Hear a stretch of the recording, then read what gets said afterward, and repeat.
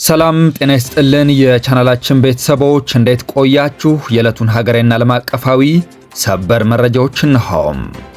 ኢዜማ አዲስ አበባን ክልል እናደርጋለን፣ ኦሮሚያ የሚባል ክልልም አይኖርም ስለማለቱ፣ በፕሬዚደንት ዶናልድ ትራምፕ እና ቤንያሚን ኔታንያሁ በኢራን ጉዳይ ላይ ሲወያዩ ስለተፈጠረው የጋራ አለመግባባትና ግጭት፣ የቀድሞ የኢትዮጵያ ጠቅላይ ሚኒስትር ታምራት ላይኔ ኢንቨስትመንት ላይ ሊሰማሩ ነው ስለመባላቸውና ሌሎችም ሰበር መረጃዎችን በዝርዝር የምታደምጥ ይሆናል። የዩቲዩብ ቻናሌን የደወል ምልክቷን አሁኑኑ ተጭነው ቤተሰብ ይሁኑ እያልኩ እስከ መጨረሻው ድረስ አብራችሁ እንድትቆዩ ጋበዝኩ።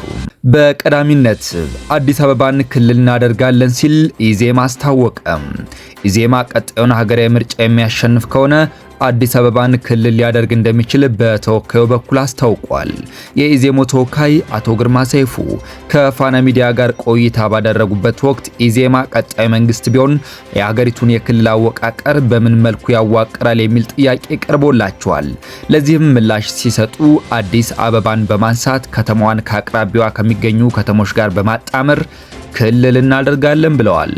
አዲስ አበባ ክልል የምትሆን ከሆነ የኦሮሚያ ዋና ከተማ ማን ይሆናል ተብሎ ከጋዜጠኞች ጥያቄ የተነሳላቸው የኢዜማ ተወካይ በፓርቲው የክልል አወቃቀር ኦሮሚያ የሚባል ክልል እንደማይኖር ጠቅሰዋል። ፕሬዚደንት ዶናልድ ትራምፕ እና ቤንጃሚን ኔታንያሁ በኢራን ጉዳይ ላይ ያደረጉት የስልክ ውይይት ሳይግባቡ ስልኩ ተዘጋ።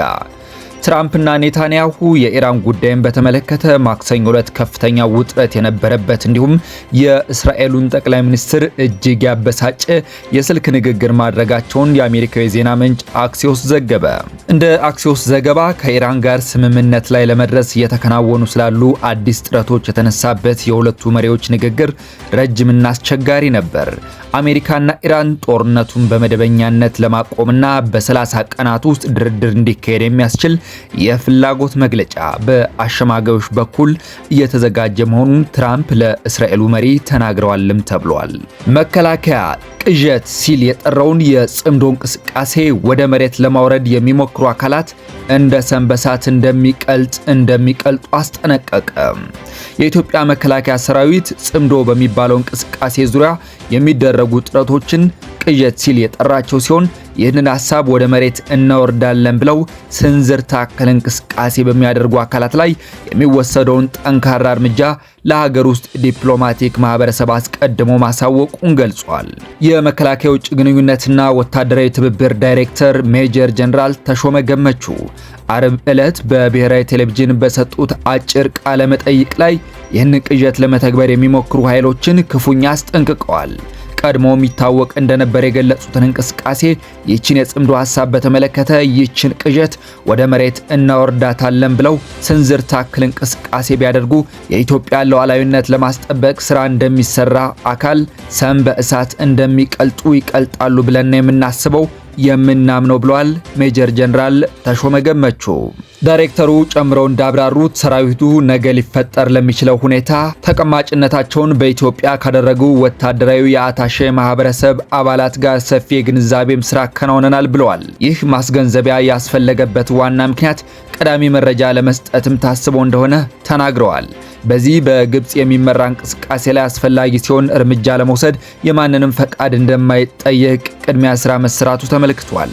ነገ ከዚህ ጉዳይ ጋር ተያይዞ ትልቅ ወታደራዊ እርምጃ በሚወሰድበት ወቅት የማንንም ፈቃድ መጠየቅ ባያስፈልግም የውጭ ወዳጆችንና አብረው የሚሰሩ አካላት ሐሳቡን አስቀድመው እንዲረዱት ለማድረግ ሰፊ ስራ መሰራቱን አስታውቋል። ሜጀር ጀነራል ተሾመ የውጭ ጉዳይ ሚኒስቴርም በዚህ ጉዳይ ላይ ተመሳሳይ የዲፕሎማሲ ስራ ያከናውናል የሚል እምነት እንዳላቸው ገልጸዋል። አሜሪካ በድጋሚ ኢራን ላይ ጥቃት ለማድረስ እየተዘጋጀች መሆኑ ተዘገበ። ኢራንና አሜሪካን ለማሸማገል ዲፕሎማሲያዊ ጥረቶች ቢቀጥሉም ዋሽንግተን ቴህራን ላይ በድጋሚ ጥቃት ለመፈጸም እየተዘጋጀች መሆኑ ተዘግቧል። የቢቢሲ የአሜሪካ ጋር ሲቢኤስ ለጉዳዩ ቅርበት ያላቸው ምንጮቹን ጠቅሶ እንደዘገበው የፕሬዚደንት ትራምፕ አስተዳደር አዲስ ጥቃት ለመሰንዘር ዝግጅት እያደረገ ይገኛል። ሆኖም ግን ጥቃት ለመፈጸም የመጨረሻው ውሳኔ እንዳልተላለፈ የሲቢኤስ ዘገባ ይጠቁማል። ትራምፕ የመንግስት ጉዳዮች ስላሉባቸው የልጃቸውን ሰርግ መታደም እንደማይችሉ በማህበራዊ ሚዲያ ገጻቸው አስታውቀዋል። የዛሬውን ዕለት ኒው ጀርሲ በሚገኘው ቅንጡ መኖሪያቸው እንደሚያሳልፉ ቢጠበቅም ወደ ዋይት ሃውስ ማቅናታቸው ተገልጿል። የአሜሪካ መከላከያና ደህንነት አመራሮችም እረፍት ለመውጣት ይዘውት የነበረውን እቅድ እንደሰረዙ የተለያዩ ምንጮች ጠቁመዋል። ይህም ኢራን ላይ በድጋሚ ጥቃት ለመክፈት በሚደረገው ዝግጅት ምክንያት እንደሆነም ተመላክቷል። የአሜሪካ ሰራዊትና ደህንነት ባለስልጣናት በተጠባበቅ ላይ በነበሩ ወታደሮች ዝርዝር ላይ ለውጥ ማድረጋቸው ምንጮቹ ጠቁመዋል። በተለያዩ የመካከለኛው ምስራቅ ወታደራዊ ሰፈሮች የሚገኙ የአሜሪካ ወታደሮች ኢራን በምትወስደው የመልሶ ማጥቃት እርምጃ ኢላማ እንዳይሆኑ ከካምፖቹ እንዲወጡ እንደሚደረግም ተገልጿል። ኢራንና አሜሪካ ጊዜያዊ የተኩስ አቁም ስምምነት ላይ ከደረሱበት ጊዜ አንስቶ አንዳቸው በሌላቸው ላይ ቀጥተኛ ጥቃት ከመፈጸም ተቆጥበዋል። የድርድር ጥረቶችም እንደቀጠሉ ናቸው። የቀድሞ የኢትዮጵያ ጠቅላይ ሚኒስትር ታምራት ላይኔ በላይቤሪያ ኢንቨስት ሊያደርጉ ነው ተባለ። የቀድሞ የኢትዮጵያ ጠቅላይ ሚኒስትር አቶ ታምራት ላይኔ ከላይቤሪያ መንግስት ጋር ንግግር መጀመራቸው የተዘገበ ሲሆን የላይቤሪያ ማስታወቂያ ሚኒስትር ትላንት በሞኖሮቪያ በሰጠው ሳምንታዊ ጋዜጣዊ መግለጫ እንደገለጸው አቶ ታምራት በአገሪቱ ውስጥ የኢንቨስትመንት እድሎችን ለማምጣት የሚያስችል ውይይት ከከፍተኛ የመንግስት ባለስልጣናት ጋር አከናውነዋል። ይህም የኢኮኖሚ ትብብርን በማስፋፋት የውጭ ኢንቨስትመንትን የሚስብ መሆኑን የጠቀሰው ሚኒስትሩ አቶ ታምራት በልማት፣ በአስተዳደር፣ በኢኮኖሚ እድገትና አካል ጉዳተኞችን በሚደግፉ ፕሮጀክቶች ላይ በአጋርነት ለመስራት ጥያቄ ማቅረባቸውን አስታውቋል። ዘኒው ዳውን የተሰኘው የአገሪቱ ጋዜጣ እንደዘገበው አቶ ታምራት ኮላርድ ግሩፕ ኢንቨስትመንት የተሰኘው ድርጅት ዓለም አቀፍ ተወካይ ናቸው። ይህ ተቋም በላይቤሪያ የልማት አጀንዳ ላይ የበኩሉን አስተዋጽኦ ለማድረግ ቁርጠኛ መሆኑን ለባለስልጣናቱ ማስታወቃቸውንም ገልጿል። አቶ ታምራት ላይኔ በዚህ ኢንቨስትመንት ድርጅታቸው በቀጥታ ላይቤሪያውያንን ተጠቃሚ በሚያደርግ መልኩ በግብርና፣ ማዕድን፣ ኃይልና ኮንስትራክሽን ስራዎች ላይ እንደሚሰማራ መናገራቸውን ዘገባው አስታውቋል ሲል ዛበሻ ዘግቧል። ሞሳድ በሶማሊያ 6 የአልሸባብ ታጣቂዎችን መደምሰሱን አስታወቀ። የእስራኤሉ የደህንነትና ልዩ ኦፕሬሽን ተቋም ሞሳድ ግንቦት 13 ቀን 2018 ዓመተ ምህረት በሶማሊያ ውስጥ ባካሄደው እርምጃ 6 የአልሸባብ ታጣቂዎችን መግደሉን አስታውቋል። ተቋሙ ከድርጊቱ በኋላ ባስተላለፈው ጥብቅ መልእክት መሮጥ ይቻላል፣ መሸሸግም ይቻላል፣ በመጨረሻ ግን እኛ እናገኛችኋለን። ከሞሳድ ማምለጥ አይቻልም፣ መገኘታችሁም አይቀሬ ነው በማለት ማንኛውም የሽብር ቡድን አባል ከእስራኤል የጸጥታ ኃይሎች ክንድ ማምለጥ እንደማይችል ገልጿል። በመጨረሻም ግብጽ ከበባ በሚመስል ሁኔታ እንቅስቃሴ እያደረገችብኝ ነው ሲል የኢትዮጵያ መንግስት ከሰሰ።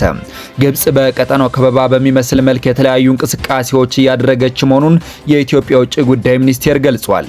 ኢትዮጵያ የባህር በር ጉዳይን አጀንዳ ማድረጓን ተከትሎ ግብጽ በቀጠናው ከበባ በሚመስል መልክ የተለያዩ እንቅስቃሴዎችን እያደረገች መሆኑን የኢትዮጵያ ውጭ ጉዳይ ሚኒስቴር ገልጿል።